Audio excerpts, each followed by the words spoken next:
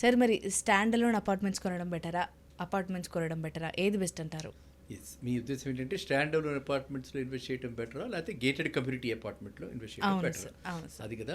So stand alone అపార్ట్మెంట్స్లోనే gated కమ్యూనిటీలో first మనం తెలుసుకోవాల్సింది ఏంటంటే మనం ఎంత పెట్టగలము, ఎంత కాస్ట్ పెట్టగలం, పెట్టుబడి పెట్టగలం అన్నది ఫస్ట్ అనమాట డెసిషన్.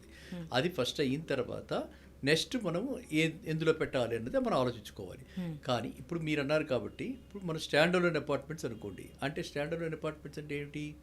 ఇది వరకు చాలా చూస్తుంటారు మీరు, 20 అపార్ట్మెంట్లు, ఓకే సార్. 5 ఫ్లోర్లు, okay sir. Okay each sir. Floor 4, okay, చాలా చూస్తుంటారు కదా. మనకంతా ఇప్పుడు చూసుంటాం కానీ అది స్టాండ్ అలోన్ అపార్ట్మెంట్ అంటారని చాలా మందికి తెలియదు సార్.